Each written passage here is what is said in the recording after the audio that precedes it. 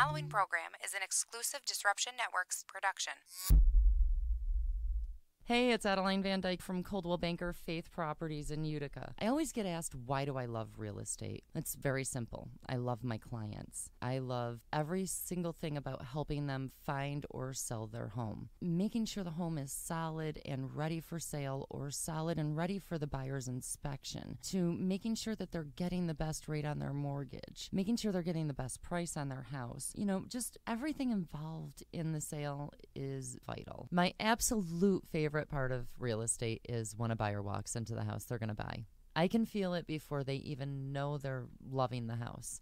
It's just that obvious. So I'd love to experience that feeling with you. So give me a call. Adeline Van Dyke, Coldwell Banker Faith Properties, 315-404-6431. Or you can find me on Facebook or visit my website at centralnewyork.com/Adeline. Thank you, and I look forward to welcoming you home. When it's your hard-earned money on the line that you are investing into a home, it makes sense to choose a proven professional to assist you in making one of the biggest investments you may ever make. Josh's dedication of over 20 years to the home construction industry allows him to bring knowledge and experience to your doorstep. That means you can feel confident and comfortable with his service to you. Past clients love his attention to detail and thorough written reports. By allowing priceless inspections to help you make a well-informed decision concerning your property, you will find that a quality inspection is priceless. Follow Priceless Inspections on Facebook or call 315-525-8725. In the Mohawk Valley, for the best real estate service, you gotta have faith. Coldwell Banker Faith Properties, 315-735-2222 or www.centralnyhomes.com. YOLO, infidels, that's right. It's Hacker Hameen. This is Al Schneer from the band Mo. Hey, this is Corey Glover from Living Color. And you're listening to EC Radio. And you're listening to EC Radio. Live on EC Radio with the Z-Man. So take the pizza out of your fat moron mouse. Sit back and listen before I give you a $5 face slap. You'll never forget, infidels. YOLO. Welcome to EC Radio Podcast. We would like to thank all of our sponsors for joining the Disruption team, and we hope that you will support all of our sponsors. And of course, we appreciate you listening to this program.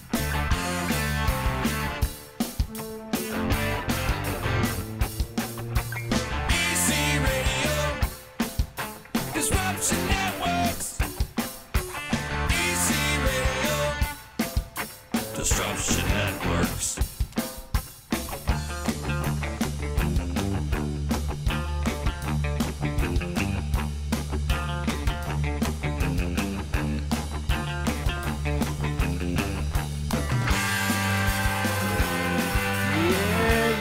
What's up, everybody? It's a Saturday edition of EC Radio. It's me, Z. Hope you're enjoying your Saturday. Time to disrupt it a little bit here with EC Radio. I got a couple friends in the house. Hey. I'm very lucky to have you guys come in, by the way, and I really appreciate you guys taking the time out of your busy schedule to join me here on EC Radio. We've got Trevor and Craig from Enter the Haggis with us. Welcome to the show, fellas. Great to see you. Thanks, Z. Thank you. Great to see you, too. How's it going? Good? It's going great, yeah. I can't remember how long ago it was that we played the Electric Company. Years. I mean, yeah, that was some time back. I think it was maybe 09 or 2010 or something like that. Yeah. I want to say there was a couple times in there, but those are my blackout years. Okay. Uh-oh. So I really can't remember much from those days, but wow. Yeah. Well, it's great to catch up with you guys. I know you guys last night played at the brewery, right? We Saranac did, Brewery. yeah. For a hoolie. That's right, a hoolie. A hoolie. What exactly is a hoolie? Well, I guess it's a bit of a party, and the occasion was to celebrate halfway to the Great American Irish Festival. Yes, which we will be talking about that in just a little bit. And I want to give some love and respect out to my friends at the Great American Irish Fest for setting me up with you guys and always taking good care of us here. We're going to be bringing in a lot of their bands and help promoting and stuff like that. Oh, great. So yeah, they got a really good lineup this year. They presented the lineup yesterday. Yeah. At the we Hoolie, got a sneak preview, yeah. A lot of the favorites are coming back, such as you guys and the Elders and Hair of the Dog. And Wee Banjo 3 is coming over from Ireland. Wow. And you got to hear these guys. Man, they are fantastic. Yeah. Yeah. Excellent band. Oh, they're incredible. Yeah, incredible musicians, great songwriters, great singers, and just unbeatable, really, for the trad kind of sound. Yeah, really good. Yeah. They got it all. They got it all? They Yeah, got looking it forward all. to checking Yeah, that out. yeah. And that's happening at the end of July, of course, at the Herkimer County Fairgrounds. It happens there every year, July 27th, 28th, and 29th. And it's going to be, it's always a great time. And they always put on a great event. Yeah. And regardless of the weather, we've had all sorts of. I think there was a tornado that came through one year, but it doesn't stop the fans from coming out. The community is so supportive. I mean, there's often thousands of people huddled under the main stage tent, and just rain cascading down from the all around it, muddy. People have their shoes off, and it really adds to the energy. But if it's beautiful, we won't complain either. that's Mother Nature, upstate New York's Mother Nature bipolarism. That's what right. happens here. Like it could be 70 degrees in about 5 minutes. Watch, and then all of a sudden it'll be a blizzard. So we were in the Utica coffee shop earlier on today, and somebody commented that I was the third person to walk in with shorts this morning. So. He really is wearing shorts. And we saw a guy shoveling his driveway with no shirt on as we drove to your place. Really? Yeah. You look People like are ready for spring, I think. Yeah, absolutely. But that guy had a good coat on, even though he was topless. That's true. That's He true. was a bit of a Sam Squanch. Yeah. Well, there are some guys out there doing this cold conditioning. Have you heard about this cold conditioning? Yeah, I want to try it. Yeah, they take cold showers. Yeah, I'm starting off with a cocktail. Yeah. With Jameson or something. Extra ice. Yeah. Yeah, I'm putting an extra cube in, and I've got to work myself, into, more cubes. There you go. Right on. When was the exact first time you guys played the area, Utica, Syracuse? Do you remember? Because I feel like you guys are here a lot. It was so long ago. I think the first time we started playing in the U.S. was in the year 2000. Oh, no, copyright infringement right there.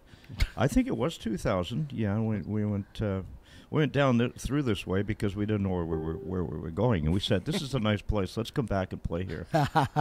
We didn't. It was amazing, actually, the differences touring back then and when we first started coming down here. We didn't have... we would print out MapQuest, no GPS, obviously. Oh, before that, we didn't even have that. I know, and before printing out MapQuest to get us down, we would just have a road map, and we would, to try and figure out how long it was going to take us to get there. What's a road map? I know. We'd get a ruler and use, and actually mark it out to see how many hours it was going to take to get from one place to another. And if we got lost, we didn't have a cell phone. Mm-hmm. If we were stuck in the middle of a town and couldn't find the venue, you'd have to ask strangers for help to see, figure out how to get there. It's things have changed for sure. Yeah, always the New York page of the Atlas, that fold out, that was always the first to become completely dog-eared and to disintegrate and turn into map fluff.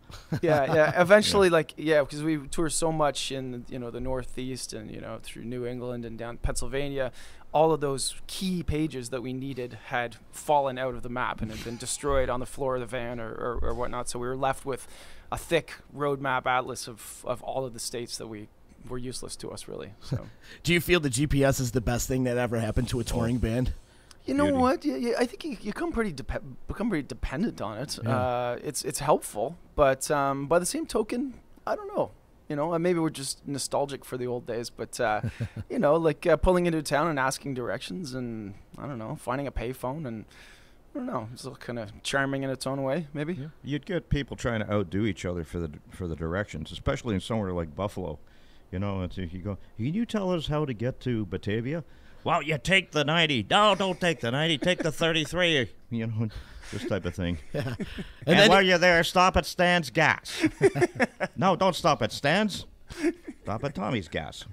And then you got to throw in, come to the show after. Thanks for helping us with directions. Come on down to the show. Check us out. Here's a couple tickets or something. No, I'm going to a Bills game. I hear your team did well.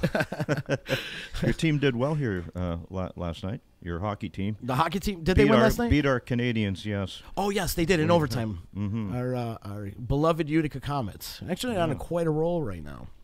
Quite a roll. Are you guys, obviously being from Canada, you guys big hockey fans? Not much. Not much? I'm not really. I mean, as part of my cold conditioning, yes. I'm watching a little hockey too with the cocktail. There you go. So I'm plunging right in. Yeah. But if the Leafs are doing all right, sure, I'll follow that. But anything else, I hear there was some big game, a big football game on last week, and I don't know what it was. It was. Don't say the word. You can't say the word. Copyright infringement. Oh, okay. You can't say the word? You got to say the big game. Is that right? Yeah. Well, I'm sure glad I didn't get arrested. Wow. Oh my God. Wow. Yeah, that's ridiculous. Oh. Yeah, we enjoy hockey though. You know, put it on, stream it online, and I played hockey for about 10 years. Did you? Growing up poorly. Yeah. Scored maybe 2 goals. You know, in 10 years. The Leafs got a bright future though. They got some young kids coming up. Yeah, they've been working hard to get where they are now. So they've got some great young players, and they're doing pretty well. This is a big hockey town in Utica. I mean, you guys come to the area a lot. You've noticed how much this area loves hockey. Oh, absolutely, man. Yeah.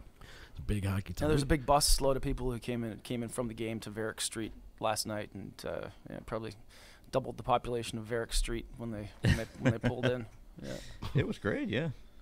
Well, we got a lot of comments out here already.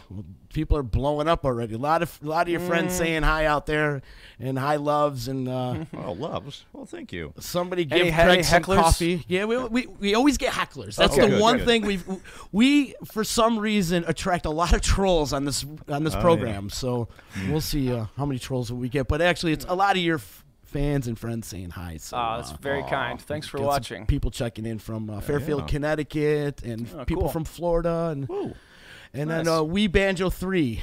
Nice, thanks for the plug. So they were checking in and stuff. So good stuff. Yeah, fantastic.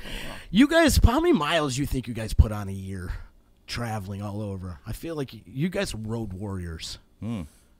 Typically 100,000 or so. If you're counting the flights and that, then you can really get up. That's hard to say. I see the van, the big band van stays at my place, and I think about 100,000.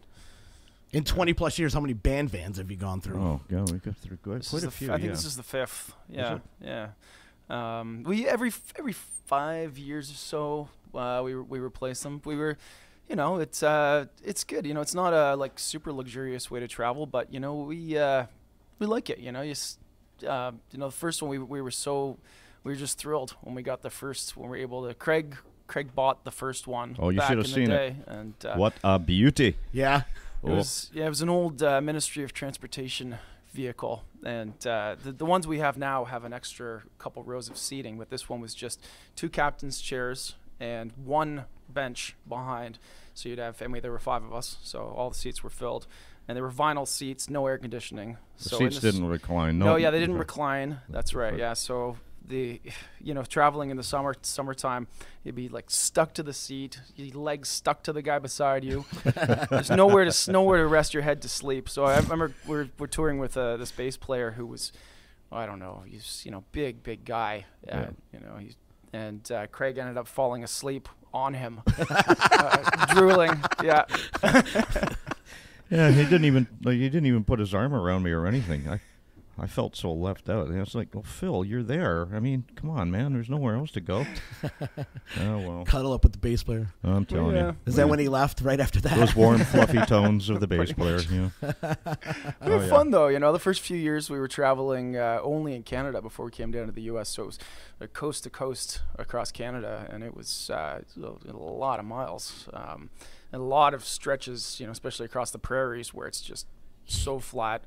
And just cornfields and nothing, for hours and hours. You get up to the western side of Canada, too. You got to deal with the Rockies and all the mountains, and all the towns are, 12 hours away from each other? That's it, yeah. Yeah, just to play a few gigs, you really have to drive for hours and hours between shows. That was one thing that impressed us coming down to the U.S. was, Buffalo, Rochester, Syracuse, just a bunch of towns in a row with large populations with and they easy drive, and and people actually came out to see the shows, which was a bonus. Yeah, it's always a plus, right? Yeah. Oh, for sure. Well, it's better than some of these places that we'd go to.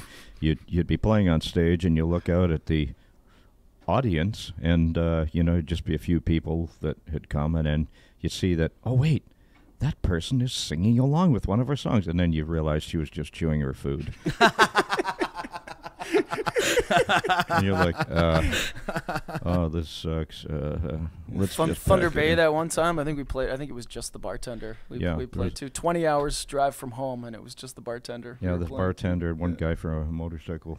Oh, we yeah, don't he want was to want to infringe on any other copyrights, but there's one guy from a motorcycle club who was in there, and he was cheering us on, and we were glad that somebody was there to hear what we were doing. That's part of cutting your teeth, though, in the beginning, is playing in yeah. front of 2-3 people, and, you've grown. Trying to put on a good show, and just when there's nobody in the room. Yeah, Yeah. absolutely. It's tough to get that vibe going when there's nobody there. It sure is. Yeah. When we talk about this a lot on this program, is playing music in front of people. There's nothing like it. It's better than sex or any drug you've ever done. Just the energy, when there's energy in the room and it's going back and forth, and you're feeding them and they're feeding you. Wait, what did you say? Better than I said better than sex and drugs, man. What, you gonna say no? All right, so Come on, with Yeah, you guys are playing at the absolutely. Irish Fest in front of Absolutely. 20,000 people. It's probably hard for you to go to sleep that night. it's pretty awesome. Yeah. It absolutely, what was really cool is we played at the Great American Irish Festival, and we had Camp Haggis, and we had the big Haggis Head flag up there, and a lot of people camping out for the whole weekend. I mean, this year we'll have that going again because we're going to do 2 nights this year. Last year we could only do 1, but the year before we did 2 nights, and we had a lot of people who camped out, and man, it was a party. Yeah. That was fantastic. Was that there was one year too you guys collaborated with the Elders, Fat Bottom Oh, Girls. yeah. Oh, that's How right. long ago was Yeah. that? I remember that. Oh, That it was was- Oh man, bunch of years it's ago. pretty epic, man. Yeah, yeah. That was always fun. We always try and do something a little different at, Yeah. there. I mean, we had the T-Rex on stage. Oh, last year. Yeah, Was we that had last year? Yeah. One of our guys, James Treadwell, came up dressed up in an inflatable dinosaur suit for the last song. It was just funny as heck. Yeah. And of course, Trevor did I'm going to call it a crowd surf, but it was in kind of an improvised, kind of interpretive crowd surf. How did I fall off the stage? Well, you have let yourself go a little bit over the years, and people don't have the strength for your sort of. I'm just kidding. It's in this band. I mean, we play with we play in front of such a diverse audience, a wide demographic. We play. There's often at the best shows we have anywhere from little kids to grandparents at the shows, and it's one of the great things about Celtic music is that it seems to appeal to a wide age range. So I forget that sometimes when we're playing a festival, and as you say, the energy is huge and everything, and you go dive off the stage, and then you realize afterwards that, geez, there's like grandparents and little kids in the crowd here. It's like, oh my God.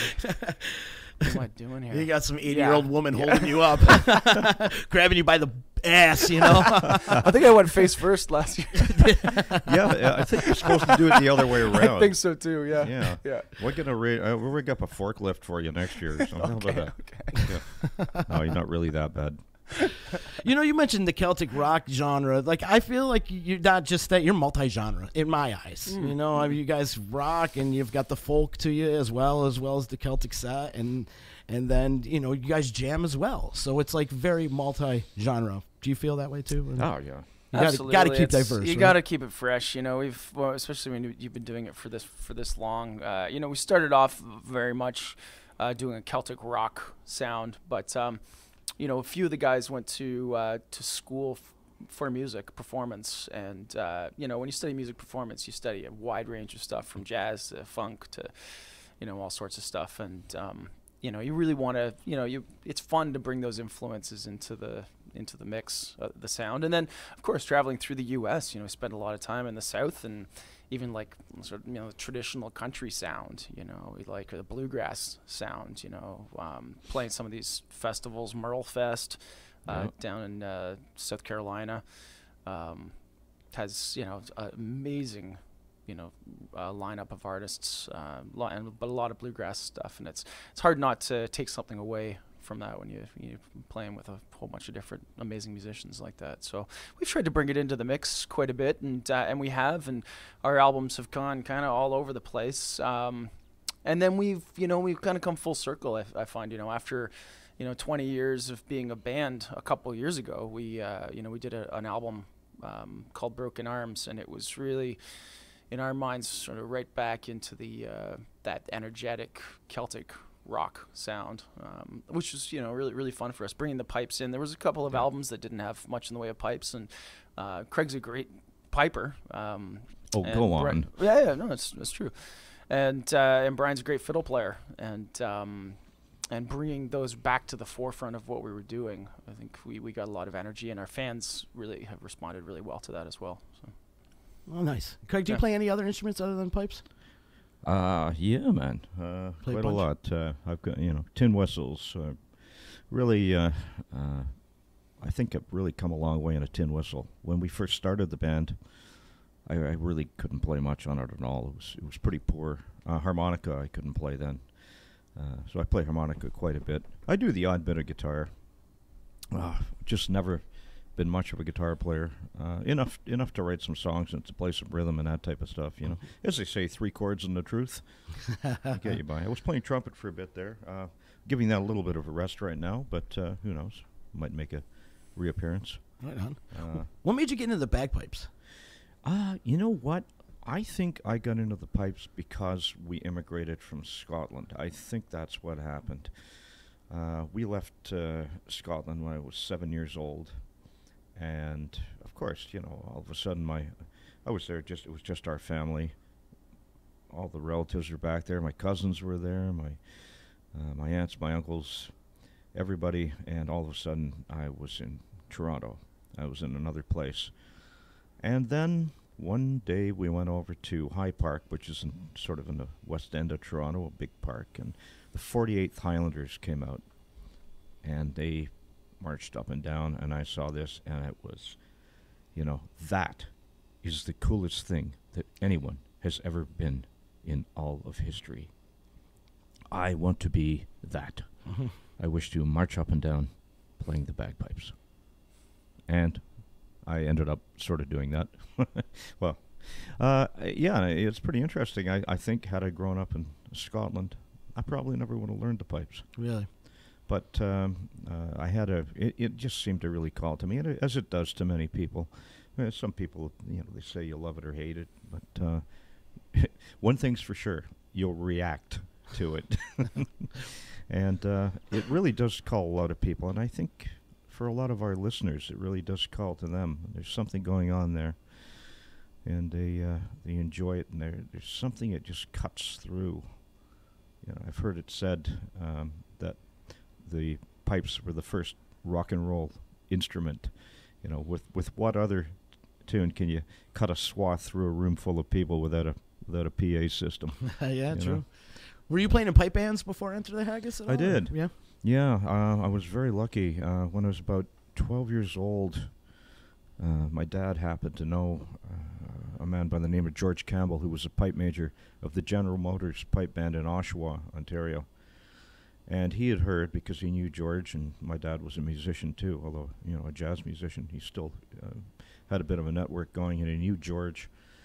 And he said, well, George tells me that they might be starting up a junior band. And they did, and that band became the City of Oshawa, which became a really good band. Anyway, I guess I was technically the first member of the new band, and it took a couple of years to get this thing off the ground. And during that period of time, I had a lot of one-on-one time with George Campbell, and that's how I got an incredible start in a band with a bunch of people who were absolute top-notch players, people who are known in the pipe band world today, people such as Bill Livingston, Bob Worrell, Johnny McKenzie, these people who are, well known as great players, and continue to be well known and well respected. And these were the people I had to play up to. Uh-huh. So very, very fortunate beginning. Made you learn pretty quick too, huh? Yeah. Well, these folks were were standing around listening to me. At the end, they would have their band practice, and at the end of the band practice, George would say, "Right, Craig, get on your pipes, give us a tune." And I'd have to strike up and march up and down in front of these guys, and I'd have to make it good. You better make it good, No, right? there's no choice. Yeah, you guys play a lot of festivals throughout the summertime, don't you? Do you guys? yeah. That's a great way to get introduced to new artists and stuff like that. Are there any artists out there that you're supporting or can give some props to that you're listening to these days? Trevor? Well, that we've shared stages at festivals with. Yeah. Are there anybody you endorse out there right now? Any? Oh, you mean besides the aforementioned We Banjo 3? Have I mentioned them? Yes. No, there are a lot of up and coming bands that are really cool, and unfortunately, the Elders are going the way out. So this is going to be, at the end of this year. I think they're done. They'll be back at the Great American Irish Festival. They're the Pigeon Kings, up and coming. We're going to be doing a show with them. Some of the ex-members of Scythian in that band. There were some great bands. We played the Vancouver Island Music Festival last yeah, summer, yeah. and there were some great bands out there. What was that? What was that band from the Eastern European group? Were they from? No, you may not have caught them. Anyway, it's useless to even mention. I think you went. I think you went around to see them. I don't know who you mean, but I don't know the name of them. It was. I can't remember the name, but anyway, there were some fantastic. There's acts another band that's from Hamilton, Ontario, and they're not too far away. And they're called Poor Angus, and they've really come a long way. I recall when they were just playing the little pubs and things. And they came out and they played the Great American Irish Festival last year. Anyway, I don't believe they're back this year, but I'm sure maybe after this podcast, Now, did I hear the Elders? They're calling it quits after this, huh? They're gonna. They said, yeah. Hang it up. Yeah, I think they're. I think there's.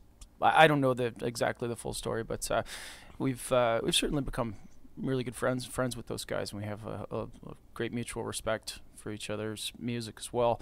But they've done a lot of traveling in the last bunch of years, and I think at a certain point, a bunch of them have families and it's tough. I think I'm sure they won't. Sure they won't stop playing music altogether. But I think probably be involved in some other projects and closer to home. Yeah, hopefully that we'll type still of thing. see them around. Yeah, I hope so. Yeah. They do travel a lot. I know they do a lot of tours out to Ireland, and they bring do. Yeah, busloads of people from the States to go there. I know a lot That's of people right, that yeah. actually go Yeah, there. we've done those tours a bunch of times too. I was just yeah, about we to did ask. one with those guys too. Yeah. yeah. That must have been a blast. Oh yeah, so much fun. It's awesome people. Yeah. But, they're like family to us. It's been very cool. I mean, we've been able to help them out and suggest to festival people that they bring the Elders out. And that's actually how they ended up coming out this way in the first place. And then they got us into the Kansas City Irish Festival, and cool. Then we suggested, I should bring these guys over to Germany. We played a big festival over there called Folkum Schlosshof. Mm-hmm.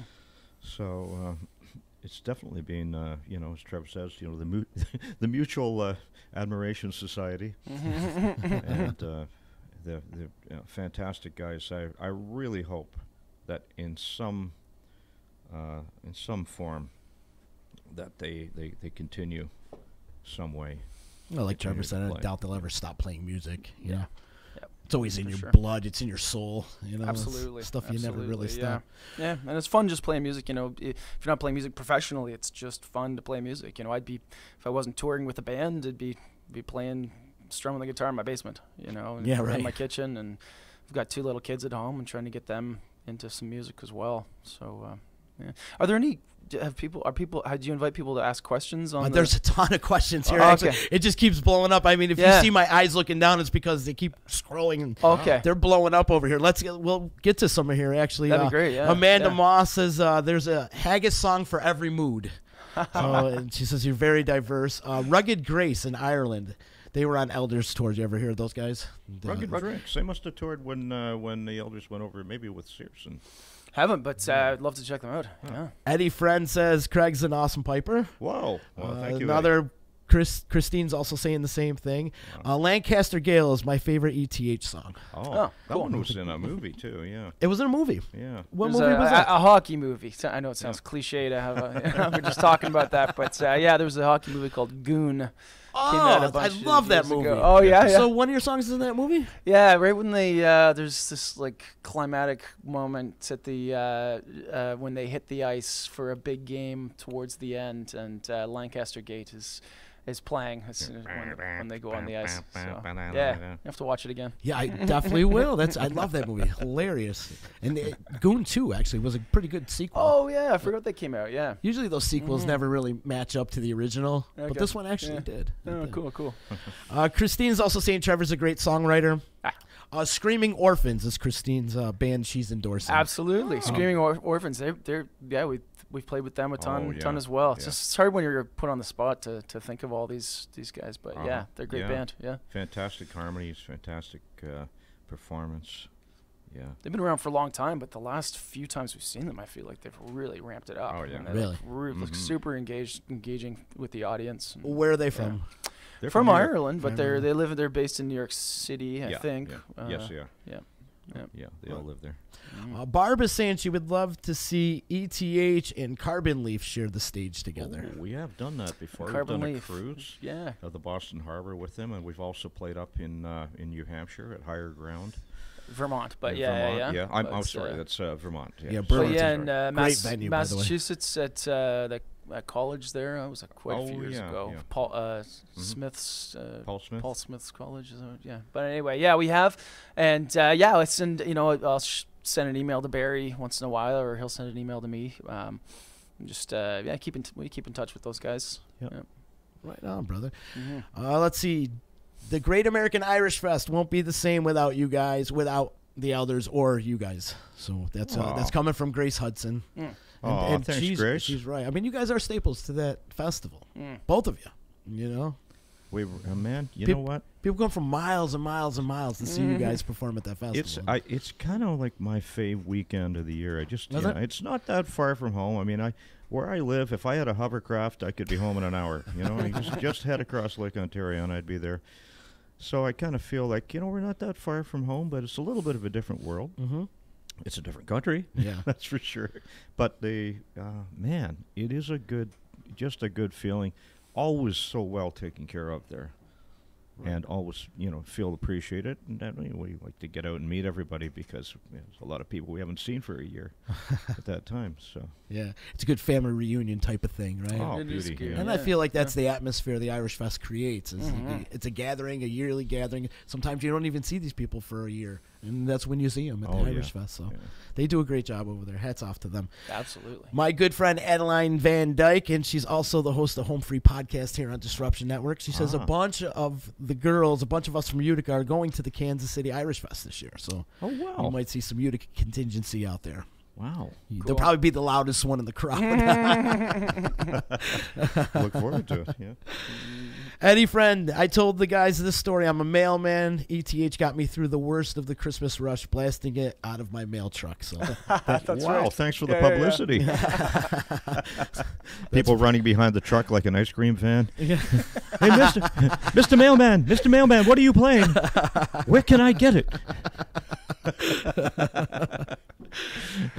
So you guys have been doing this dual thing for a little while, right? It's been a couple of years now. Yeah, it was actually, it's thanks to Utica that Craig and I have been doing this because it was Mark Sistai who the Blarney Rebel Band that we saw those guys last night, and they're good friends of ours. And it was Mark who suggested that I come down, and this was the first time I'd ever been asked to play solo. And he set up a house concert at Gene's house. Gene's the drummer. Yeah. And he always has cool little concerts at his house. Yeah, I've he's been got to a couple. very, very cool vibe in that house. House too. So we came down, and I wasn't sure if I wanted to do it or I should do it. Or I could do it. for a while, and then I said to Mark, let's go for it, and came down and did it, and I was terrified. You know, it's amazing. Like, you can play for crowds of thousands of people when you're playing with what you're playing with the same guys on the same stage, and you can talk to the audience and everything. And then at a house concert by yourself, it's like you feel just naked. It's just so different. So I was terrified, but I did it, and ended up doing a couple things like that, and then invited Craig. Craig was at Loose Ends, and I was going down to do a couple of shows, and I said to Craig, would you come down and play? And at that point, we hadn't worked anything out. No, I think we were at the Hibernians, weren't we? And we were playing tonight actually at the Hibernians in Oswego. That was the first time Craig and I actually ever played together as a duo. So we did that and just kind of ham and egging it a bit. But yeah, then we thought it was a good thing to do, doing the duo shows. It gave us some, I don't know, it was just a different way to do things. Craig ended up playing a lot more whistle, which I think is really improved too. You've said it improved. It helped me so much. Yeah, it helped me so much. I wasn't at the same level of not to brag or anything, but we all have to grow somehow, and if I don't grow up, at least I'll grow into a better whistle player. Does that compensate for not growing up? Are you guys writing too when you're doing this duo thing? Are you writing new songs? Or? Well, Craig and I share a hotel room often on the road with ETH, and certainly as a duo. So we've always got an acoustic guitar around there. Craig's often got his whistles and harmonicas and things. Doesn't play the bagpipes in the hotel room. No, I should start doing that. Open the window and then put up a sign. We are playing at this venue at this time. Please come. And then just start playing. And then start playing more. Out the window. I don't believe that. Did you see that man playing bagpipes in the hotel window? But we do. Certainly, Craig's got song ideas. I've got song ideas, and if we're not collaborating on writing a song, we'll at least be hearing each other's songs, and we'll have comments, for each other. So. You suck. Shut up, God. I'm trying to sleep. Yeah. Well, doing this duo thing, though, it's got to keep your chops going, especially when Enter the Haggis very isn't much so. doing anything right now. That's been great. Well, I think as I always say, I say this. It sounds like exaggerating, but I'm not exaggerating when I say that Trevor probably writes a song every day, and what's got to be close to it. He writes an awful lot of material, and I write. I would like to say I write 0.01% of a song every day too. 0.01. 0.0. But lately we were working on something which was pretty cool. It gives. The duo thing gives us a chance to test drive some of these tunes too. Like the Enter the Haggis is recording some new music now, and before even the other three guys in the band heard some of those songs, Craig and I were out touring them on the road and getting a feel for how they were going over with people. And I think if you can make them go over and connect with people with an acoustic guitar and a whistle, then there's a real shot of it going over well once you can add a whole bunch of different layers to it, the drums and the bass and whatever Brian's going to add to it. So it's really, the duo thing is a great opportunity. And the band, Enter the Haggis was all that we in the band did for many years musically, or for our jobs. What that meant is we had to be out all the time playing, talking to the agency and saying, keep us as busy as possible. It's tough, and the Enter the Haggis ends up playing shows that, can be challenging to do because there are space limitations on the stage, and we're just trying to play all the shows we can play. And we taken a step back from that and just said, these are the places that we love to play. A lot of great performing arts centers and festivals, and just the shows that are so easy and fun, and that really connect well with wherever we are. And that's meant that people have kind of had to go outside of their comfort zone. And, Brian and his wife Rose have a group called House of Hamel. And they've been doing very well with that. They just did a second Kickstarter for a second record for those guys. They're also going to be on the Great American Irish Festival. And they're and I forgot about that. Yep. Yes, they are at the Great American Irish Festival. So there you go. So yeah, they've been doing that, and that's been great for them. I know Mark, our bass player, he lives out in Portland, Maine, and he's been playing with a bunch of different groups, recording in town. And our drummer Bruce in Toronto, he's got a studio, and that's actually where Enter the Haggis has been recording, at his studio.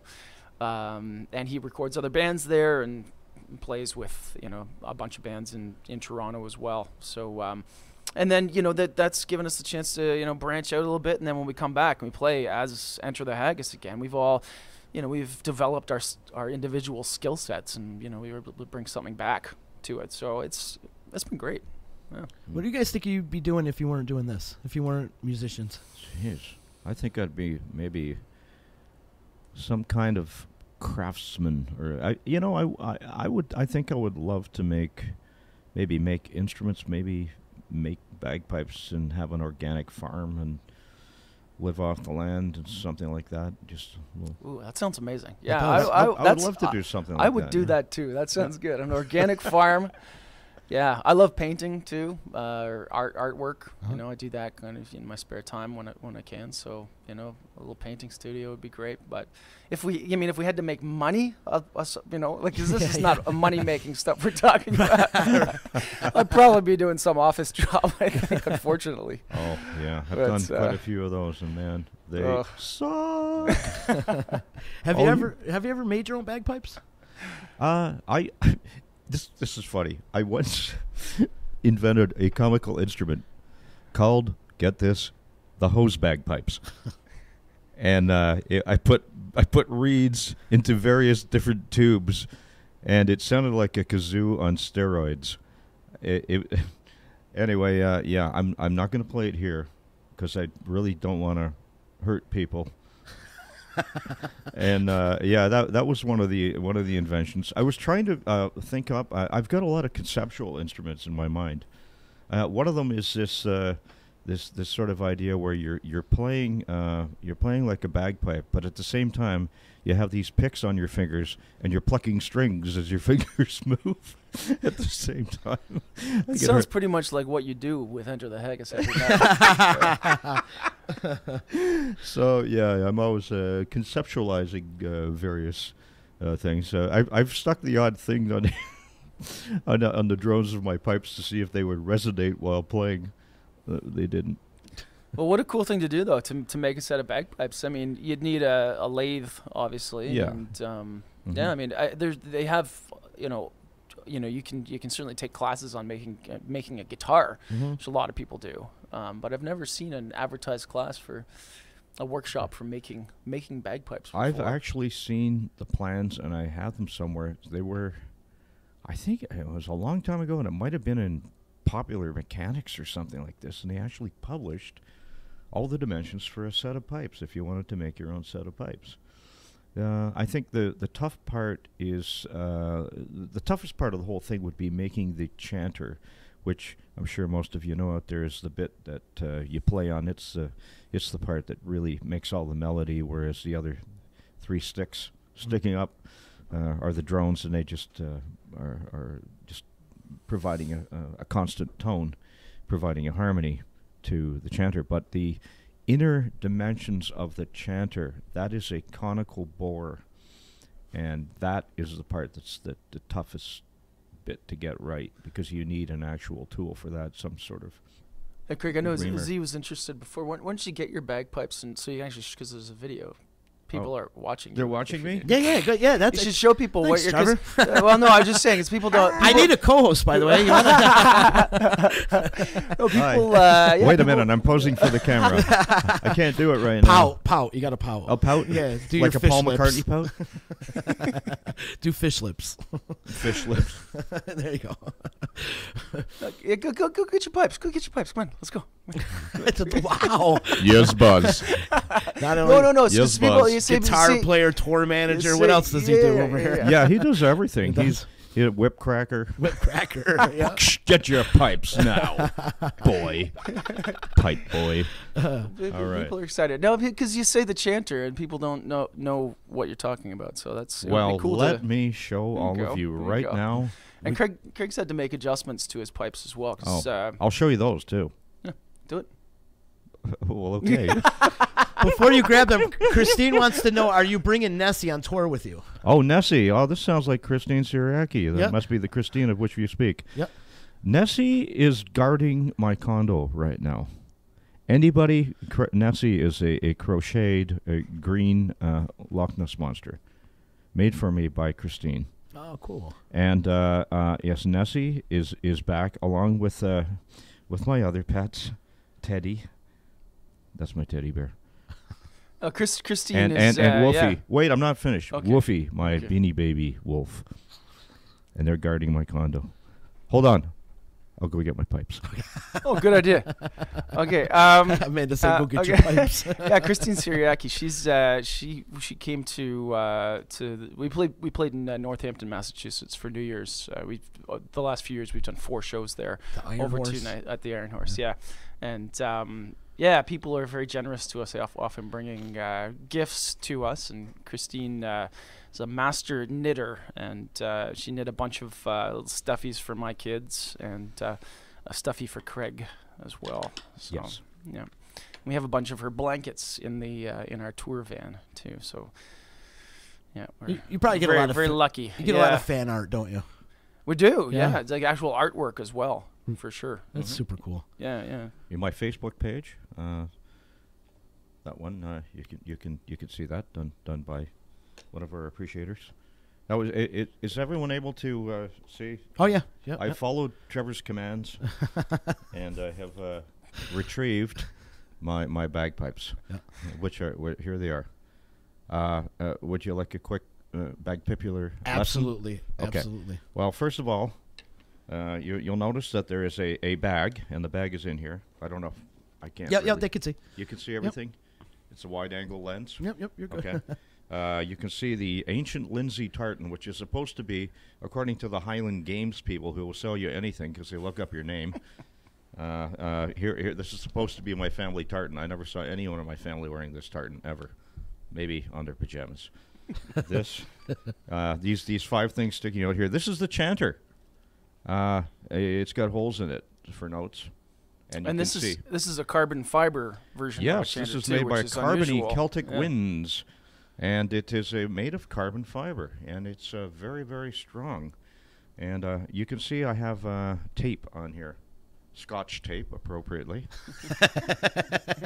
and we use that to flatten the holes if they're too sharp, if the pitch is too sharp.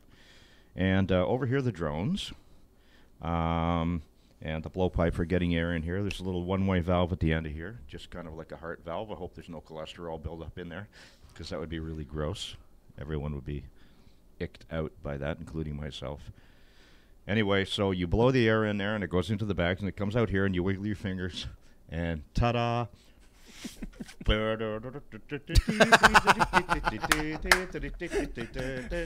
Hey!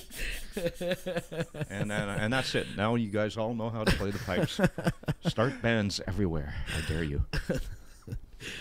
Yeah, I mean, from a technical standpoint, though, Craig has made a lot of adjustments to the bagpipe. The bagpipes are traditionally in or about the key of a B flat. Yes. And we used to play back in the day. Craig used to play a B flat set of pipes, which meant that Brian had to tune his fiddle up by a half step, which meant he broke a lot of strings. And I had to capo always on the guitar. We'd sing a little higher, And there were a few things like that. So anyway, Craig has kindly adjusted his pipes, and this was And don't forget it. years and years ago, but he made adjustments to play in the key of A, which made everybody else's life a lot easier and made his life a lot more difficult. Are those the only two keys you can play a bag in? No, you can play. Well, if you were, I guess I could play an A or D or maybe B minor. There are 9 notes Yeah. that the 9 notes, instrument okay. can play. Yeah, there's not a lot on so, here. you know, you're sort of It's all in the B confined flat to scale. the keys. Well, it's an A Mixolydian scale. Okay. It's like a major scale with a flat 7. So they play comfortably in A or D mostly. But we've done a few tunes in F sharp minor recently. Yep. E minor, B minor. A lot of So- avoid notes. Yeah. You start getting into these things. Mhm. I've had to modify these to get into the key of A, as Trevor was saying, and if I show you a little bit, I don't know if you can see this here, but in the bass drone, this would normally play.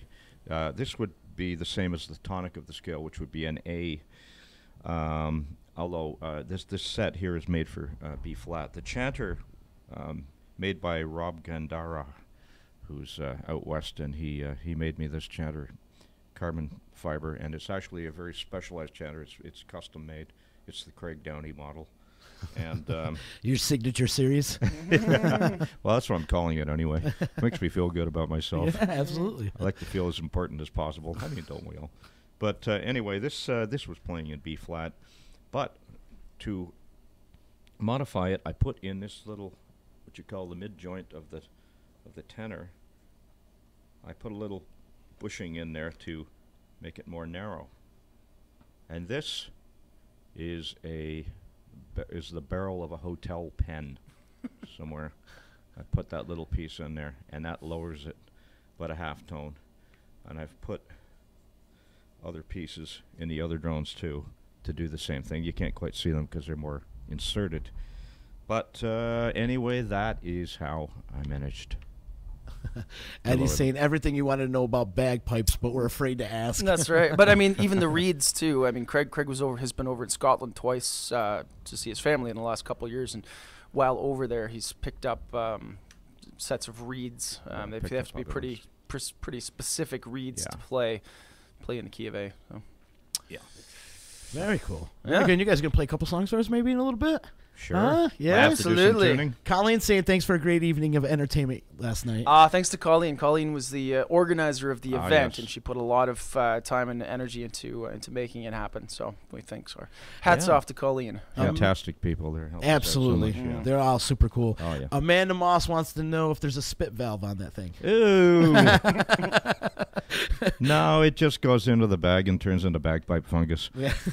No, there's no spit valve on it. Yeah. Any other questions? I do want to tell everybody who is watching this video, if you could do me a huge favor and just share this video, that would be helping us out immensely. Thank you so much. Just click the share button and help us get this out there as much as possible. You'll be showing us some love here at EC Radio and Disruption Network, as well as our friends here at Enter the Haggis and Craig and Trevor as well. So please share this video. Thank you. Thank you very much. That's my PSA for the day. Of course. Very good. That is my PSA for the day, for sure. You got anything you want to plug? Let's plug your social medias and your websites, and if you got any local dates coming up or... Yeah. Well, we got enterthehaggis.com always, and we're on Facebook. Mm-hmm. What else do we have, Trevor? We have other stuff. Craig and I are probably the last people to ask about this type of thing. I know there's an Instagram and whatever else. I don't know. Everything's pretty much anything. Enter the Haggis. Yeah, those you can find things. it if you're looking for it. In terms of local dates, Ooh, what do we have? Well, we have Buffalo. Are you On on? the You're 17th. online there. We're Obviously. online, so we're international, really. Oh, if you Okay. think Yeah. about it. Well, would you mind going to enterthehaggis.com? And while you're at it, could you look up our Wikipedia page so we can find out about other stuff about ourselves? Yeah. Well, anyway, if you want to see us, check out enterthehaggis.com, and all the tour dates are on there. I know we got a pretty busy March St. Patty's run coming up, and we'll actually be out in Seattle for the actual St. Patrick's Day. Yeah. So looking forward to getting out there. Yep. Yeah, we're going to be the next run of shows. Basically, going to be Ann Arbor. Trevor and I are playing, Oswego, and then we are playing at Fanatics. In Geneseo on Fanatics Sunday. Pub, Geneseo, Trevor and I. And then coming up, we've got on the 16th, we are at the Arc in Ann Arbor, Michigan. On the 17th, we're at the Ironworks in Buffalo. Great spot. Yeah, and then we have we've got a run of shows coming up. We're going to be in I think Rochester. We're in Rochester. Yeah. Or Rochester. That's correct. Yes. Funk and Waffles. It's the old. It was Water Street Music Hall, and now it's Funk and Waffles. Yeah. Yeah. Big ups to my boy Adam Gold, who runs the place. He's the owner. He also plays in the band Sophistafunk. Are you familiar with Sophistafunk? Yeah, I've seen the name. Yeah. Yeah. He's also in that band too. And they had Funk and Waffles in Syracuse, which is still going right in the middle of Armory Square. That's right. And then they bought the Water Street Music Hall, and he turned it into a Funk and Waffles. So you're gonna love it there. Fantastic. And the food's phenomenal too. Okay. Everything. Looking forward to it. If you guys like waffles, you're gonna love the place. We will after this. You can have everything with a waffle. Anything you want with a waffle. It's awesome. Really cool. Great. Yeah, we're looking forward to it. You're gonna love that spot. Andrew is saying Rochester is on the 18th. Thank you, Andrew. Thank you, Andrew. I wonder if that's Andrew Nesbitt. Yes, it is. Hello, Andrew Nesbitt. Yes, and he's also saying it's good to see that you guys are getting much needed attention. So. Yeah. And Andrew is perhaps my oldest friend. Mm-hmm. He's 102. No, he's not. He's I've known him since he was born about maybe 10 miles or something like that from where I was born in Scotland, and we met I think in grade 6 or something like this. Yeah, we avoided the same bullies on the way to school. So he goes back. And you still live very close by. No? Yeah, well, that's correct. I don't live too far. And he recently he purchased a big green egg, and he's been doing a lot of very interesting smoking of various carnivorous delights. Gotcha. Yes. So go to Andrew's place, find out where he lives, and go to Andrew's place and tell him to fire up the big green egg. I'll be there in a little bit, Andrew. I'm gonna hop in the bus with these guys. We'll see you in a couple hours. You did mention that you're recording an album. Do you have a projected date when you're gonna release this album? Or no, and I don't think we're not gonna rush it. We recorded 14 tunes at Bruce's studio a couple weeks ago. That was great. Now this is just sort of a pre-production phase where it's all just kind of scratch stuff, not final takes on things. But I think Bruce was gonna work on doing the final drums last week, so we'll be curious to hear where he's at with that. There's a lot of you can record remotely now. This with technology. So Mark will probably end up doing his bass parts from Maine. I got a little studio in my basement, so I'll either go to Bruce's place or do some stuff at my place. So it's easy to kind of poke away at things now from that standpoint. Technology, man. Oh, it's crazy. It really is. It's hard to keep up too. Yeah. It's just always evolving every day, it seems like. Yeah. But do you guys all use the same program too, though? Like if you guys are in separate places? No? No. So this is the first time we've really done something like this. We recorded with Bruce last time at his studio, but we recorded all in the same place, all of our parts, more or less. So this is the first time we're kind of experimenting with that, with different different programs. I use Apple's Logic Pro X program, and Bruce uses Pro Tools. So you can still share things. Makes it a little more challenging. And Mark uses a program called Reaper, I believe. Reaper. Yeah. And what's Brian on? I think he's using Cubase. No, he used to. He's using he's using Logic now. Yeah. So. And I've got Pro Tools. What is it? What version? Pro Tools 11, I think. I'm so terrible on it. Yeah, my computer's not strong enough to run it, so I got to upgrade. Yeah, or just go to Bruce's place. Yeah. I could do that. That'd be easier, much easier. Pro Tools 2.0 or something. I think we recorded on that when we did Casualties of Retail. How many albums you guys got under your belt? Oh man, I don't know. Where's that Wikipedia page? In the teens, right? Yeah, at least 14, at least at least 10 though, but plus some live records. Some live stuff out there. 10 and maybe like 3 or 4 live records too. So some DVDs out there too. Yeah, and then we did DVDs. Yeah. That's right. You did live at the Westcott too. The Westcott. That's Theater. right. Yeah. Live. Yeah, live at the Westcott. That's true. I forgot about that one. Yeah. Another hometown thing. And Bruce has actually us. been it's so easy. I mean, when we used to do live records, we'd have to bring in a truck, and run huge cables in, and it was just a huge expense to record live music. But now with our in-ear monitor board on stage, Bruce has been recording every show that we've done for the last at least probably a year or so. So we've got tons and tons of live recordings that he's been kind of massaging and hopefully tuning my vocals a little bit here and there. Do you go through these live recordings and really pick them apart? We haven't done that enough. Yeah. Because that is super helpful for sure. Just recording in general. Listening to it's hard to listen, or I've found it's hard to listen to my voice over the years, and certainly for good reason. Sometimes, but it really makes you focus and pay attention to how you're projecting when you're singing and you're tuning and all that kind of stuff. It's very helpful for sure. Craig, what do you do when you're not on the road? When you're sitting at home, chilling? Are you out and about? You active or? Yeah. You relaxing? Waxing? Relaxing. Waxing. Are you waxing your legs? Yes. Get rid of that bikini line. This is the dawning of the age of my hairy. Oh, never mind. All right. Well, I do. I do. People would be shocked to hear this, but I actually do a lot of kind of working out. I do a bit of. I'm no good at it, so don't pick on me. But I do a little bit of martial arts. I'm still learning.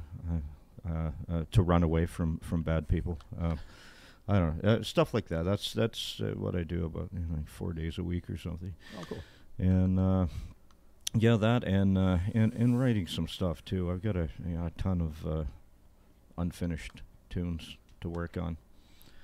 Yeah, right so that's mainly what I'm up to at this point. And of course, I'm just trying to right now I'm investigating other possibilities of places where I could do kind of what you do here, just have fun, make some racket, and looking around at some other places that I might be able to move into, because right now I have to borrow places to go and practice.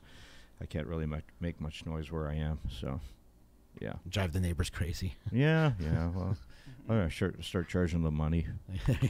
Trevor, how about you? What are you doing when you're not on the road and playing music all over the place? Yeah.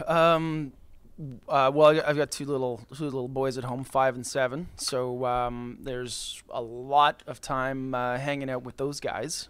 My wife is she's busy and on call right now, so we're kind of like two ships in the night, it seems, especially these days. So the boys and I spend a lot of time hanging out together, playing Lego. That's the big thing. They love Star Wars and Lego. Those are the two big things. They're in school, so kind of helping them out with schoolwork. They play hockey twice a week, so taking them over to hockey when I can be around on the weekends. And besides that, recording, writing and recording music. I've got I did this solo record. It was just probably I think it's 2016 that I put that out. Oh, cool. And then I recorded another solo record, but I haven't released it yet. But it's it's in a totally different direction than the kind of folky Celtic stuff I've written in the past. It's kind of like a Motown throwback kind of thing. So, and I played almost everything on it. Drums, bass, guitars, keyboards, all that stuff. And then I went down to Ohio and had some great horn players play the horn parts on it. So it's in the bag, I guess. But I've just been really focused on writing Enter the Haggis stuff and that recording right now. So I've kind of put that on the back burner for the moment, and until I can find a time to get it mixed and get it out to folks. So. Excellent. Yeah. Excellent. Yeah. What's your influences growing up? Well, my dad loved Motown, that Motown R&B sound, Supremes, playing a lot, and we had, my parents were, growing up in the '60s, the Beatles and those classic bands from that era.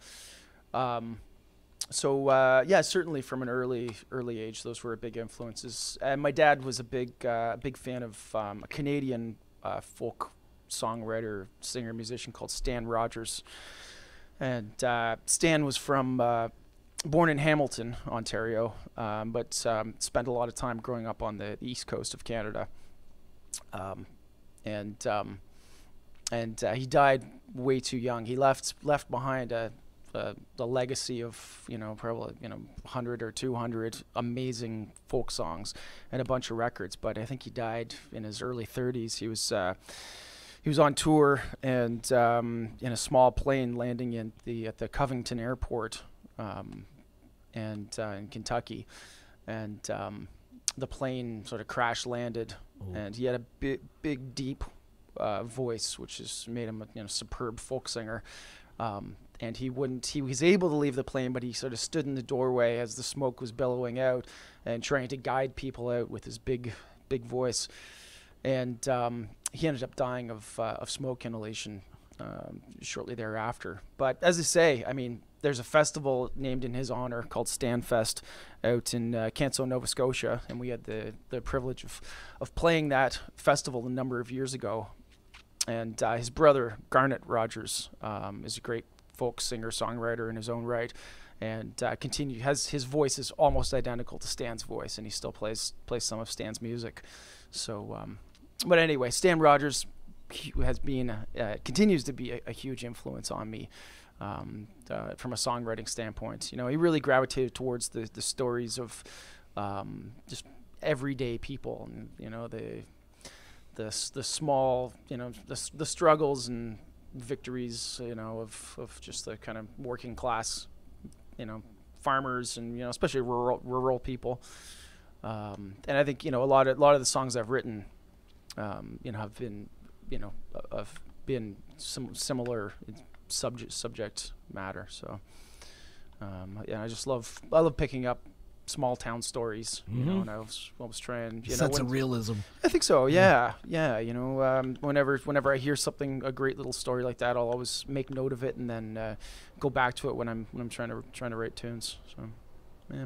Right on, very cool. Mm-hmm. How about you, Craig? Who's your influences? Well, I'm first and foremost a Beatles fan before anything. I think they were, in my opinion, they were the epitome, of songwriting and all the rest of it. I mean, of course, there are many other people who are great too, but I've always, it's always been that, that was, the Beatles were my first sort of real find in the music world. Of course, I was very young at the time, and then as I moved along, really got into Rush, especially in their early sort of grittier days and that type of stuff, and of course everything else that was going on at that time.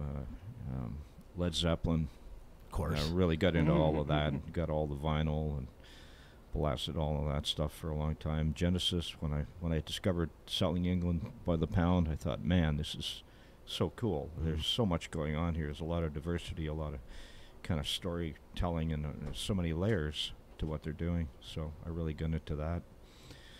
And so it was a lot of the classic rock that was going on, and so much cool stuff. Lately, been listening to some of the stuff that I remember sort of being out in the early '80s, like Al Stewart, some of that stuff.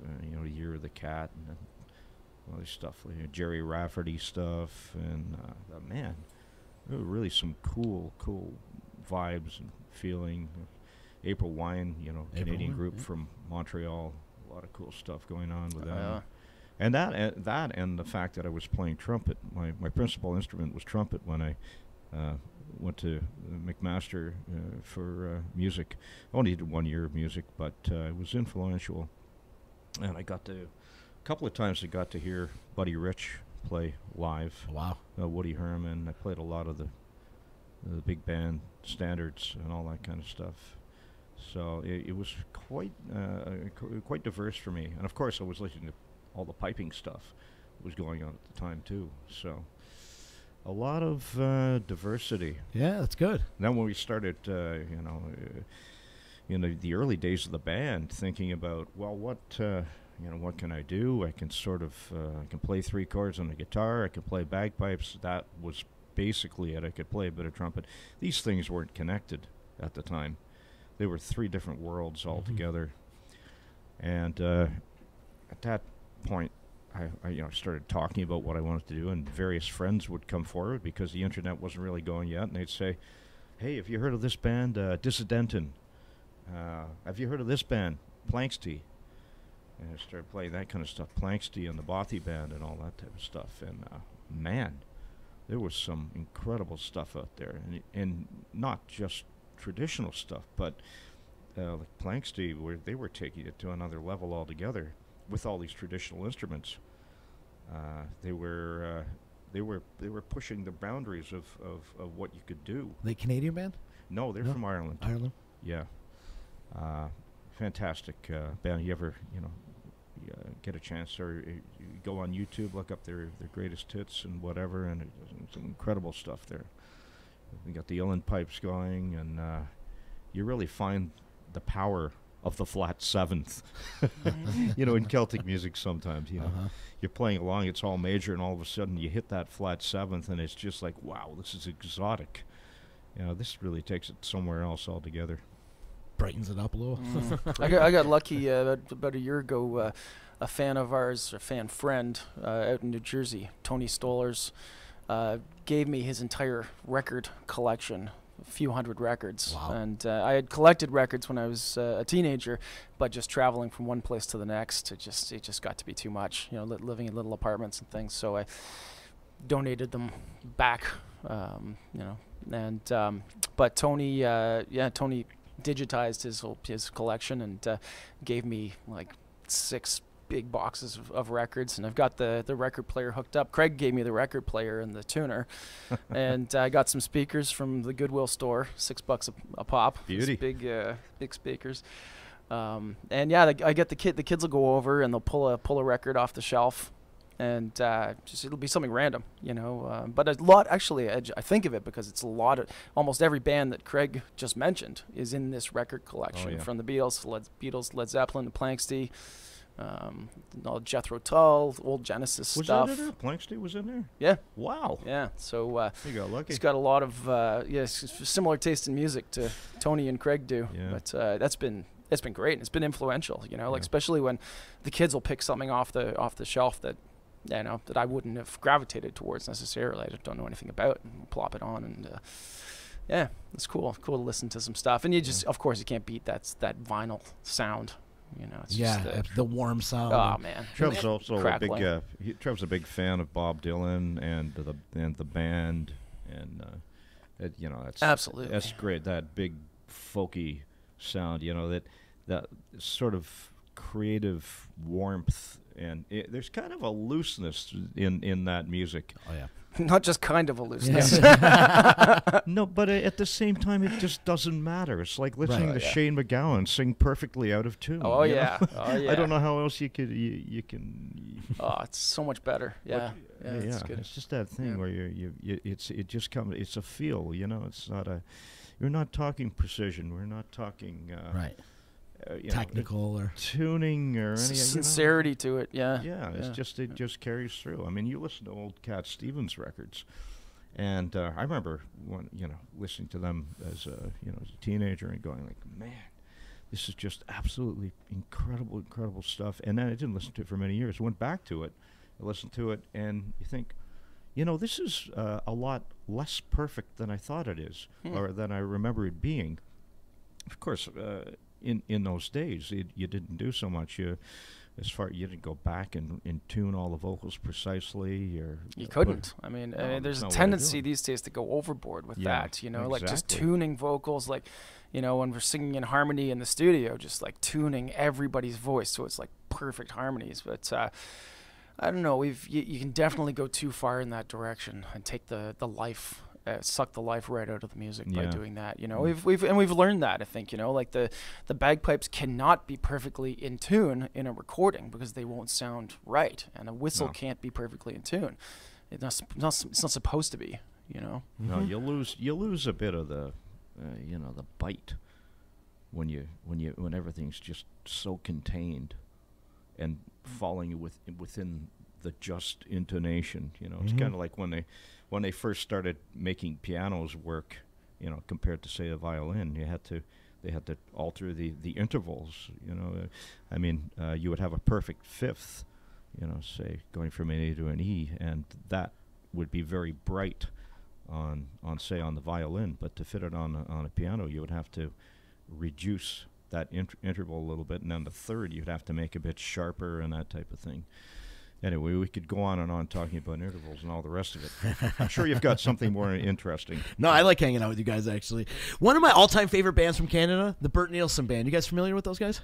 Yes. One of my all-time. I used to have them come to the EC and play for me back in the day, and worked a lot of like jam band festivals with those guys. And my brother-in-law went to school with. He went to school at Lakehead up in Thunder Bay. Thunder Bay, right? I think that's where they got their start. That's right. Yeah, and the Bert Nielsen Band was they were starting off when my brother-in-law was in school up there. So he burned me a CD of their stuff, a live CD. I listened to a bunch. Yeah, that's funny. One of my favorite bands from Canada of all time. Yeah, good band. Enter the Haggis too. And then Rush. You got to put Rush. So let's take a little break. You guys want to play a song when we come back? I know you guys got to head out to Oswego really quick, so let's maybe get a quick tune in, and I'll cut you. Okay, sounds good. So let's hang out for a minute. We're gonna take a quick little break, get them tuned up and stuff like that, and it's not too tuned. Not too tuned. Right. You fix it later, right? Right. Exactly. We'll take a quick little break and we'll come right back.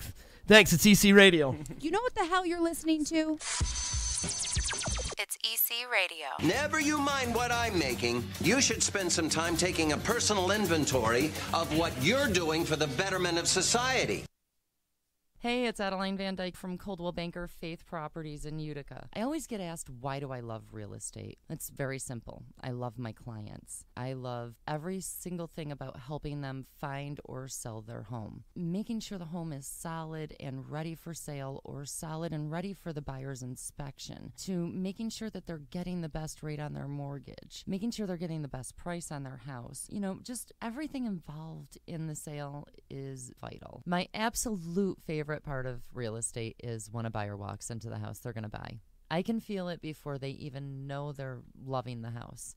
It's just that obvious. So I'd love to experience that feeling with you. So give me a call. Adeline Van Dyke, Coldwell Banker Faith Properties, 315-404-6431. Or you can find me on Facebook or visit my website at centralnewyork.com/Adeline. Thank you, and I look forward to welcoming you home. When it's your hard-earned money on the line that you are investing into a home, it makes sense to choose a proven professional to assist you in making one of the biggest investments you may ever make. Josh's dedication of over 20 years to the home construction industry allows him to bring knowledge and experience to your doorstep. That means you can feel confident and comfortable with his service to you. Past clients love his attention to detail and thorough written reports. By allowing priceless inspections to help you make a well-informed decision concerning your property, you will find that a quality inspection is priceless. Follow Priceless Inspections on Facebook or call 315-525-8725. In the Mohawk Valley, for the best real estate service, you gotta have faith. Coldwell Banker Faith Properties, 315-735-2222 or www.centralnyhomes.com.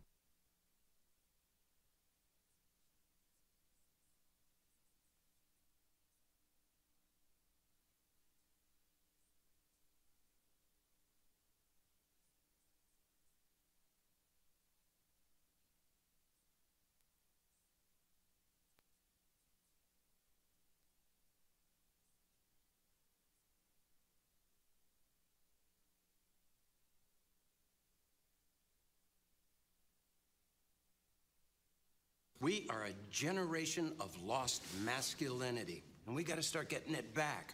No matter if you're straight or gay, no matter if you stick it in the front or you stick it in the rear. For the love of our sons, we've got to stick it in there like a man.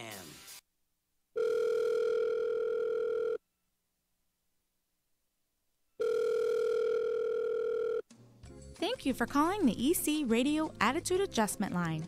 Press 1 if you need a good slap in the mouth. Press 2 if you need a stern verbal lashing. Press 3 if you need a timeout. Press 4 to respond to the voices in your head. Press 5 if you need to talk to your mom. And if this is an actual emergency, please hang up and call someone who gives a shit.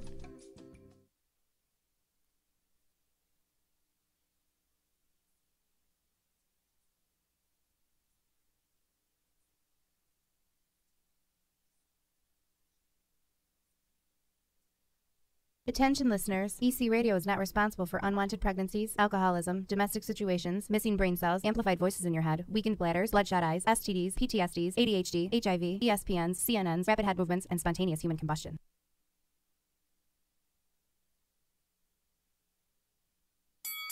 EC Radio, right here on the Disruption Network.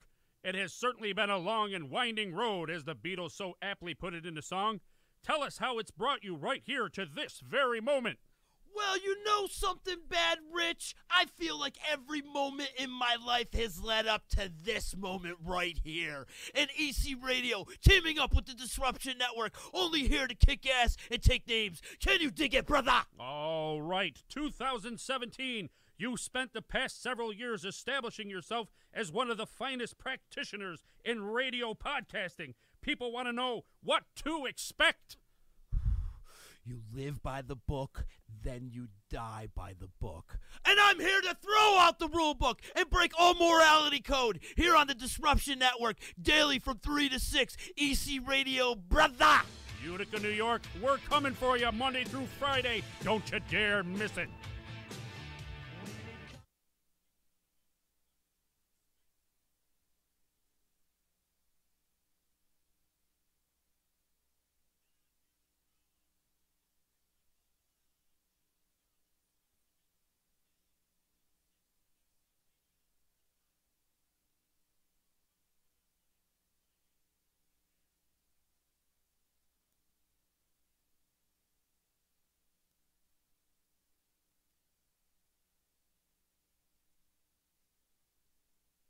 Hey, it's Adeline Van Dyke from Coldwell Banker Faith Properties in Utica. I always get asked, why do I love real estate? It's very simple. I love my clients. I love every single thing about helping them find or sell their home. Making sure the home is solid and ready for sale, or solid and ready for the buyer's inspection, to making sure that they're getting the best rate on their mortgage, making sure they're getting the best price on their house. You know, just everything involved in the sale is vital. My absolute favorite part of real estate is when a buyer walks into the house they're going to buy.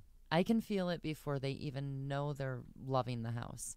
It's just that obvious. So I'd love to experience that feeling with you. So give me a call. Adeline Van Dyke, Coldwell Banker Faith Properties, 315-404-6431. Or you can find me on Facebook or visit my website at centralnewyork.com/Adeline. Thank you, and I look forward to welcoming you home. When it's your hard-earned money on the line that you are investing into a home, it makes sense to choose a proven professional to assist you in making one of the biggest investments you may ever make. Josh's dedication of over 20 years to the home construction industry allows him to bring knowledge and experience to your doorstep. That means you feel confident and comfortable with his service to you. Past clients love his attention to detail and thorough written reports. By allowing priceless inspections to help you make a well-informed decision concerning your property, you will find that a quality inspection is priceless. Follow Priceless Inspections on Facebook or call 315-525-8725. In the Mohawk Valley, for the best real estate service, you gotta have faith. Coldwell Banker Faith Properties, 315-735-2222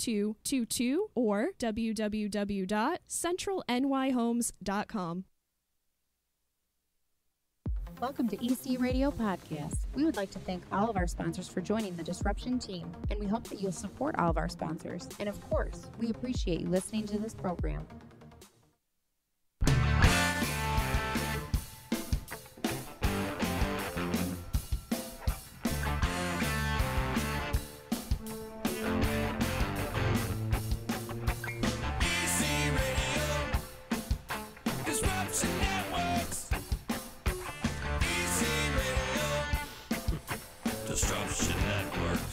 How you doing, everybody? It's EC Radio, the Saturday edition of EC Radio. I'm digging the Saturday shows, Todd.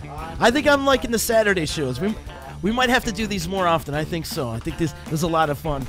We are having a Saturday show of EC Radio because we've got my friends in the house, Craig and Trevor from Enter the Haggis. They're here hanging out, and I appreciate you guys stopping in and hanging out with us, man. It's been a lot of fun. And absolutely. Really appreciate it. And if you guys could just share this when we're done and absolutely get it out to the masses. Totally. You'd be doing us a huge favor here. Todd, there's his mic right there, right? That's one's his? Okay, cool.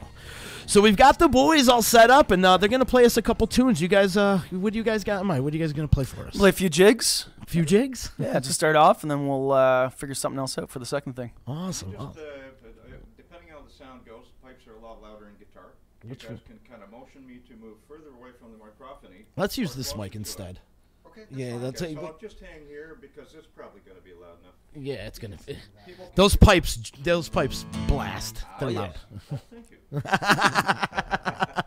Ladies and gentlemen, here is Craig and Trevor. Enter the Haggis.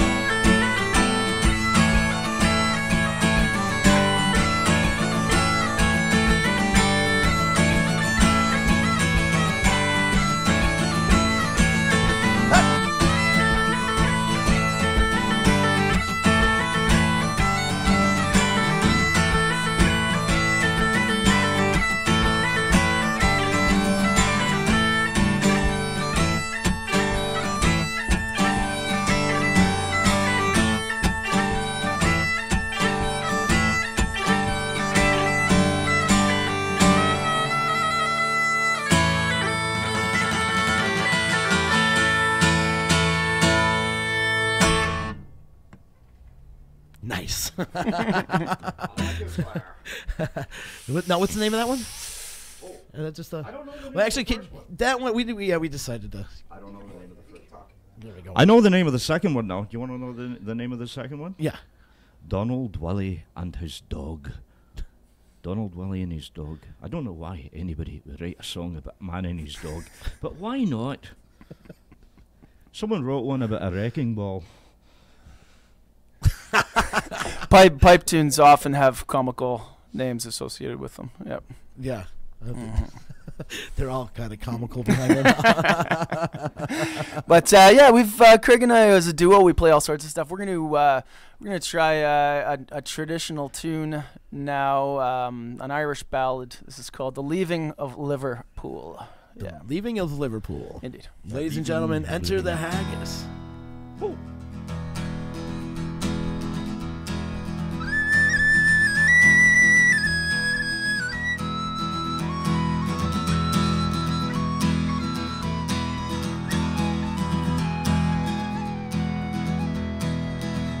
Fare well to you, my own true love.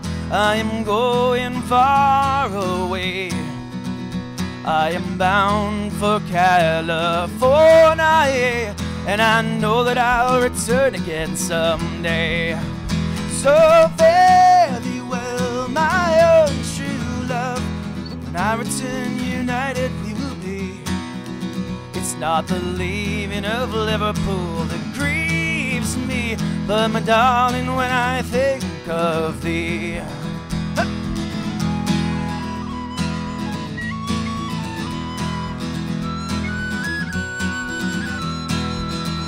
I am sailing upon a Yankee sailing ship. Davy Crockett is her name, and her captain's name is Burgess, and they say that she's a floating shame. So fare thee well, my own true love, when I return united we will be. It's not the leaving of Liverpool that grieves me, but my darling, when I think of thee.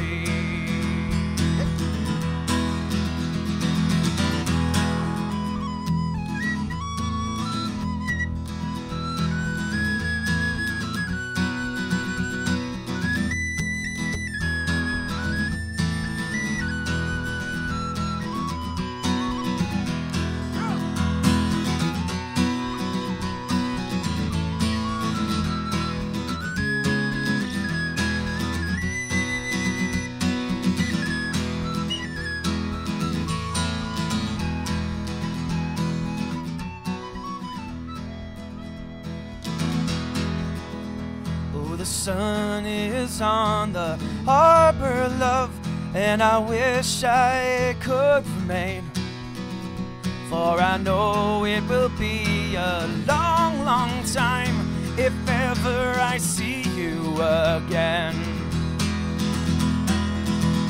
So fare thee well, my own true love, when I return united we will be. It's not the leaving of Liverpool that grieves me, but my darling, when I think of thee.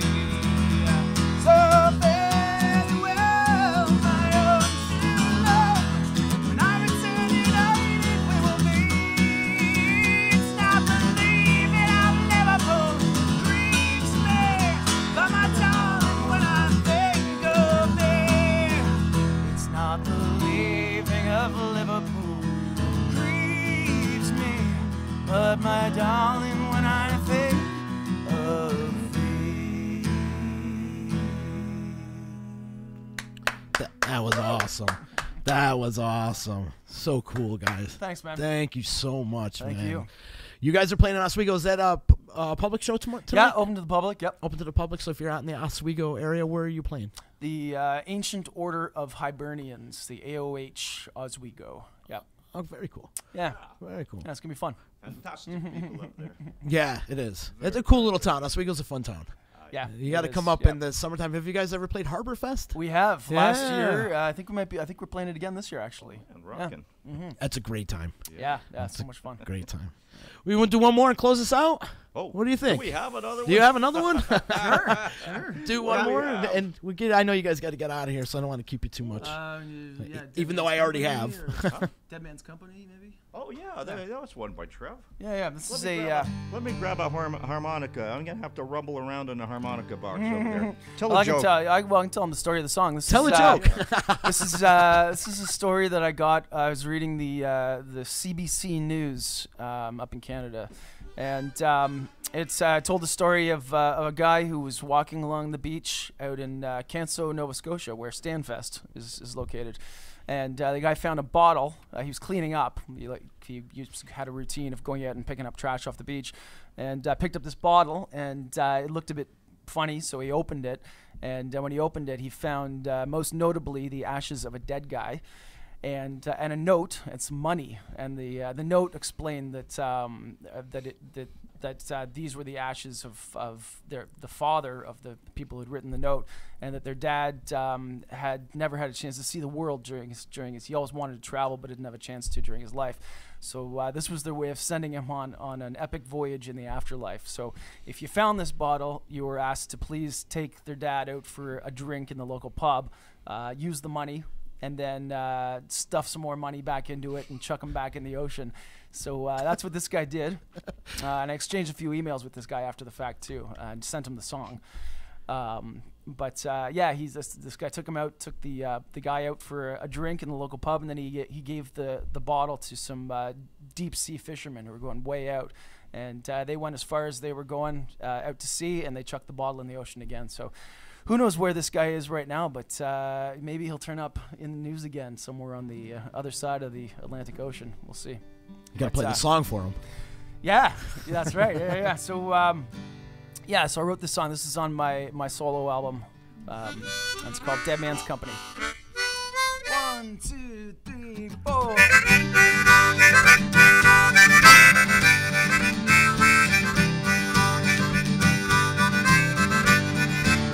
I walking on the ocean side, a strange thing I did see.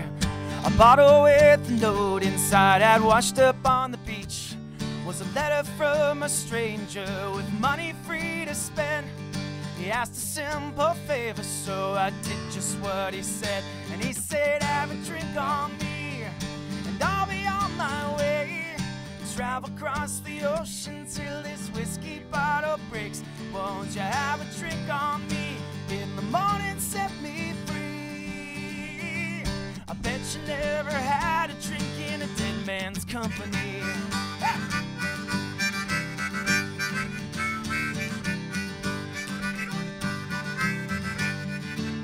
It said he lived a reckless life, astray in younger years.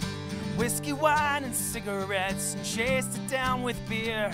But he dreamt of one day traveling, a chance he never had. So they finished off the bottle and they filled it with his ash. He said, have a drink on me, and I'll be on my way. I'll travel across the ocean till this whiskey bottle breaks. Won't you have a drink on me? In the morning set me free. I bet you never had a drink in a dead man's company. Ha!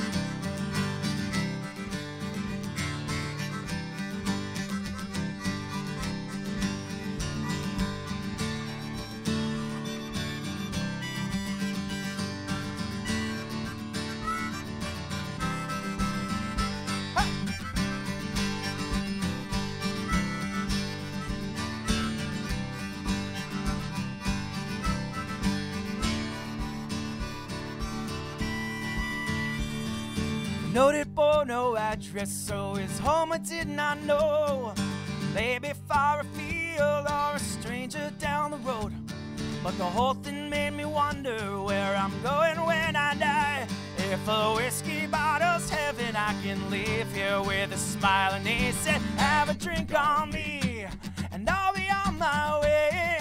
I'll travel across the ocean till this whiskey bottle breaks. Won't you have a drink on me?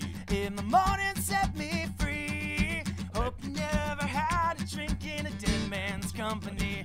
He said, have a drink on me, and I'll be on my way. I'll travel across the ocean till this whiskey bottle breaks. Won't you have a drink on me? In the morning set me free. I bet you never had a drink in a dead man's company.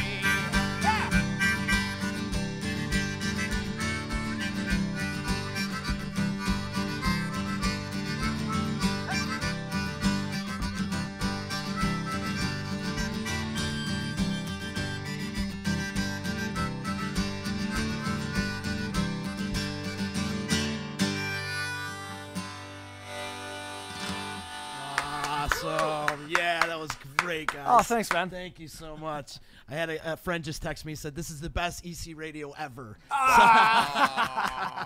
The best EC radio ever. Well, thanks, man. It's been great to reconnect with you after all these years. Absolutely, It's crazy. absolutely. Glad you're doing well. Thank Yeah. you, man. Yeah. It's great to see you guys, and please come back next time Yeah. you guys are in the You area. got Please it. come back and Absolutely. we'll chop it up a little bit. We'll do it. We'll have some do it. fun. And Yeah.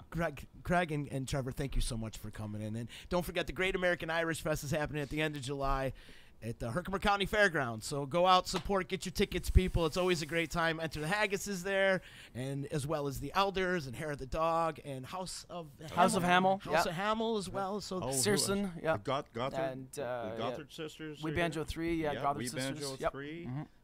Who else? Who else is there? Lots.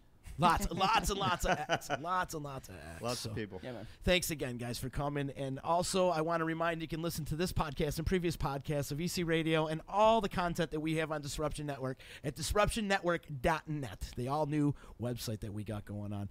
Thanks again, guys. Good luck. Safe travels. All the best, man. Enter Thanks. thehaggis.com. You can find them on the World Wide Web. And this has been a lot of fun. So, Rock on, brother. gentlemen, take care. We'll see you. We'll see you on Monday. See you.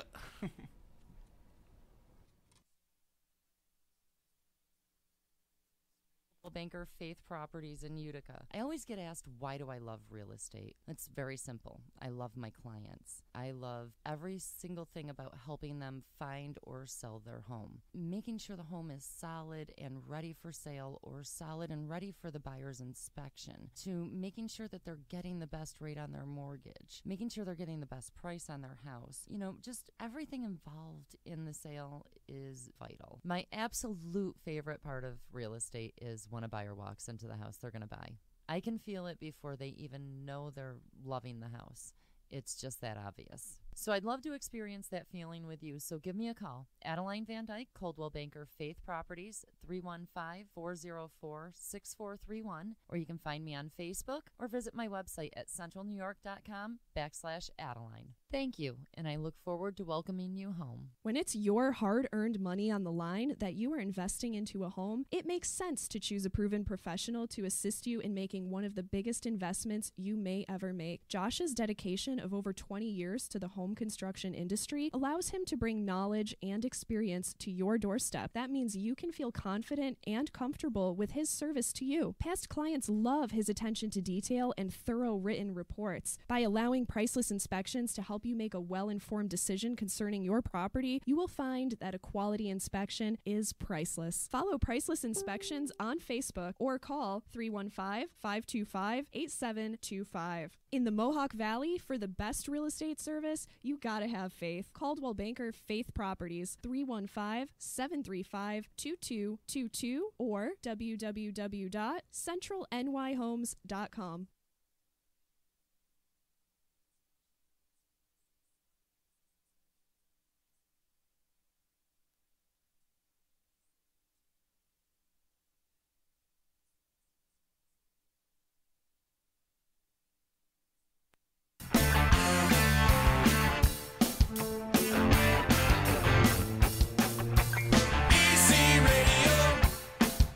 Disruption Networks. EC Radio. Disruption Networks.